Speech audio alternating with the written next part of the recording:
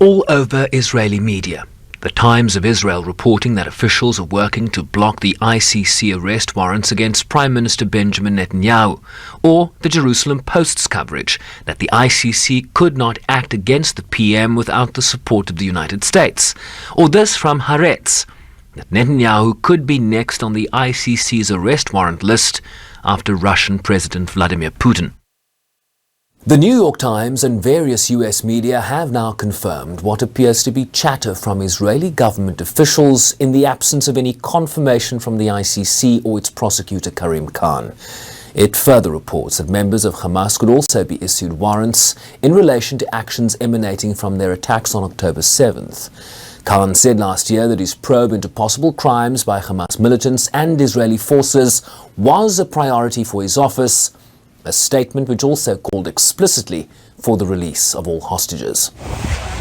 Reports suggest that the ICC is focused on the narrative that Israel blocked adequate quantities of humanitarian aid from entering Gaza, which led to the deliberate starving of Palestinians in the enclave.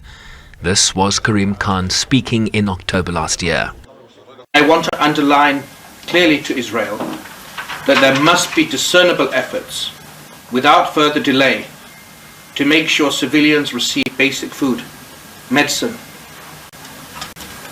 anesthetics, morphine. We hear reports of operations taking place without these basic medicines, as if we're in the Middle Ages, and too many are dying and too many are being injured. And it's alarming to see the bodies of young children that could be our own children being dragged, baked in dust, still silent, motionless because they're dead. In this regard, I have to say that Israel has clear obligations in relation to its war with Hamas. Not just moral obligations, but legal obligations to comply with the laws of armed conflict. The issue of humanitarian aid also raised this month by the UN Commission of Inquiry into the occupied Palestinian territories. The Israeli authorities have regularly stopped and denied the entry of humanitarian aid into Gaza. This is in direct contravention to the provisional measures ordered by the International Court of Justice that Israel must, I quote from the order, take all necessary and effective measures to ensure without delay the unhindered provision of urgently needed basic services and humanitarian assistance in conformity with Israel's obligations under the Genocide Convention.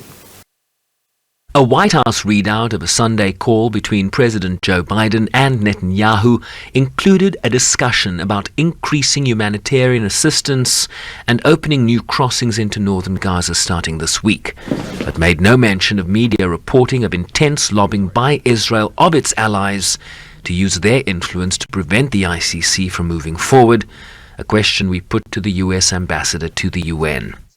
The ICC is an independent organization, and their efforts are being undertaken without any contact or interference by the U.S. The ICC is also a court of last resort that takes up cases when a state is either unwilling or unable to investigate, an issue likely to be addressed were the court's independent judges to sign off on any arrest warrants moving forward. Unlike the International Court of Justice, which deals with disputes between states, the ICC is focused on the individual responsibility in relation to crimes against humanity, war crimes, and genocide. Sherwin Bryce-Pease, SABC News, New York.